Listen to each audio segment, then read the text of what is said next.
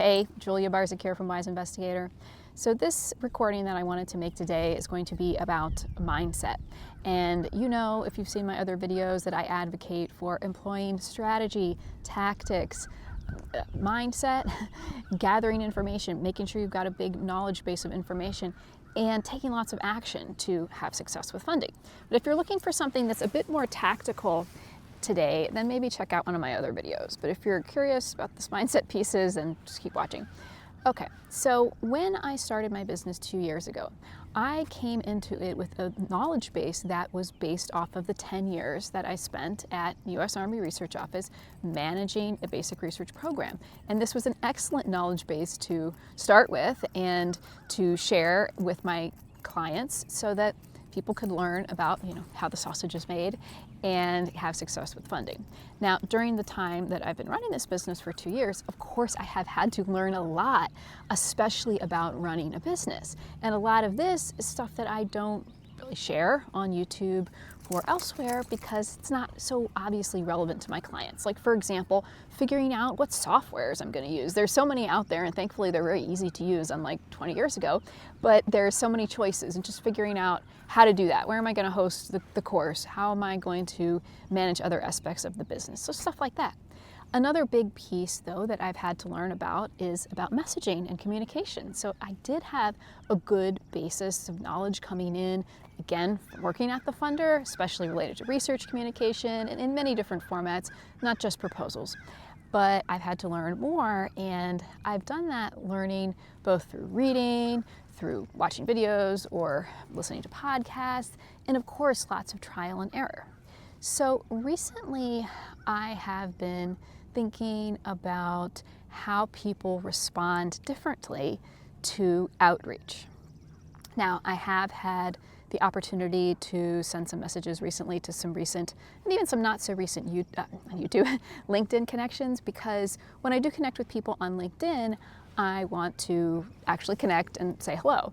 So I had gotten a bit behind with this, and I was just catching up. And whenever I do these little catch-ups, again, it's very interesting to observe who responds, how the conversations go. We might be communicating on DM, maybe it moves to email, maybe we get on a Zoom. And I wanted to make an observation here and share that with you. Okay, so if somebody approaches you and you think that they may be trying to sell you something, maybe they want something from you, they're going to make a demand, and that could make you feel uncomfortable, or it could not. And I do find that this varies greatly across individuals. So if you are hesitant to engage that person because, again, you feel that they may want something from you, or they're going to ask you directly for something, it'll put you in what you might feel would be an uncomfortable situation. I'm not saying that that's a good or a bad response. Just, if that's you, maybe just be aware of that. Yeah, say, okay, yeah, that resonates with me. And I understand completely, because I actually used to feel this way myself about many things. But just remember that there is a very big parallel here, or maybe even besides a parallel, I might even call it like a mirror. Because when you are engaging in the research funding process, you are the one who is asking for something. You are asking for someone to read your email or your message on LinkedIn. You are asking for someone to read your white paper, for someone to carefully read your proposal, and for someone to even perhaps recommend putting hundreds of thousands of dollars on your research idea. So there's two different ways you can look at this. They're related but not the same. One of them would be, okay, is it realistic to believe that the universe, if you want to call it that the universe is going to give you the opportunity to make those requests and have those requests answered if you are not willing to accept those requests and hear out requests from others? And you probably do hear out a lot of requests from others, like, for example, from students, because that's probably in your category of, oh, these are requests that I need to answer, right? But if something comes from another direction, especially maybe professionally, someone in your professional network you don't really know, or someone, again, who you think might be trying to sell you something, then you may be hesitant to engage. So understand that there's an asymmetry there, because on the one hand, you may be feeling like, oh, I don't want to give, I don't want to engage, I don't want to listen, but at the same time, you're asking someone else to do that for you. So again, you don't have to get all metaphysical, but just think, okay, is that realistic? Now, psychologically, what I would like to bring to this is to say that if you feel irritated, defensive, annoyed, or just overall off, negative, when those requests are made of you, most likely you are going to feel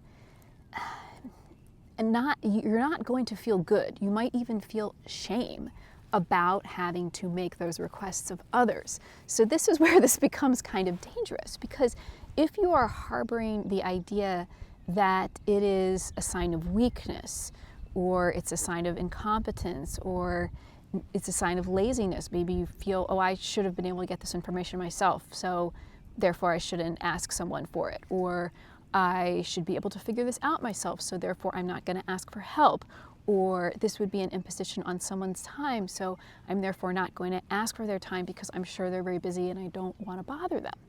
So if you are thinking that you are that other people bother you when they make requests of you, you may be bringing that mindset over into the requests that you make of other people.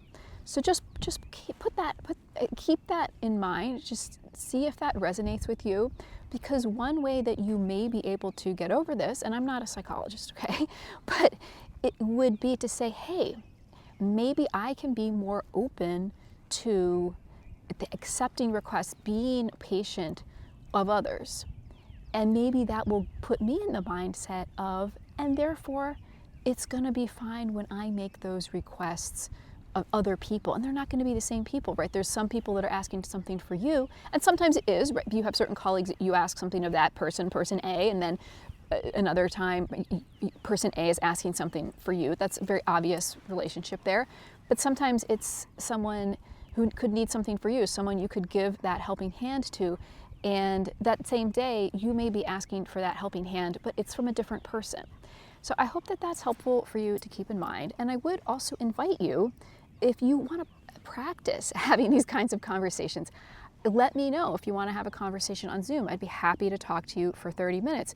Some people have asked me recently, hey, I'm not sure I want to get on a Zoom with you because I really don't want to do your program, or I don't have access to the funds to do the program.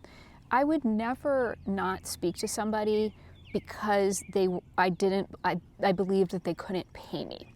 First of all, one, that may not even be true, because sometimes people think that they don't have access to funds when they actually could. And the first step in figuring out how to get funding for your research is often how to get funding for something that's a few orders of magnitude lower than what your research is going to be funded for, whether that's working with us or getting some other kind of support, right? So first of all, when you're going in thinking, I don't have money for this, it couldn't work out, that may not even be true. Yeah, I'm sure it's true that you believe that, but there can be resources available, and you definitely want to start thinking, how am I going to access resources? That's what this is all about, not just for funding, but for other resources you need.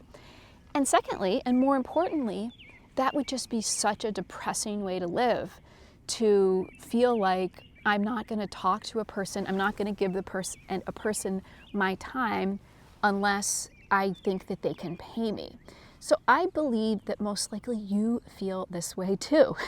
I really do. So realize that other people feel that way. And so even when you reach out to funders and they may not be able to help you with funding right away, you probably can still have a productive conversation.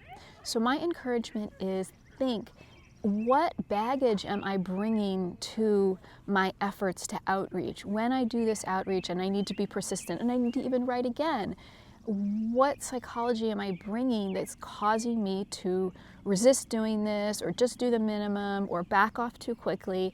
And one approach you may consider for getting over this, in addition to conditioning yourself, right, to just have more of these kinds of conversations, is thinking, how can I give my time and attention to others? And then maybe I'll feel a bit better about asking for that time and attention from someone else.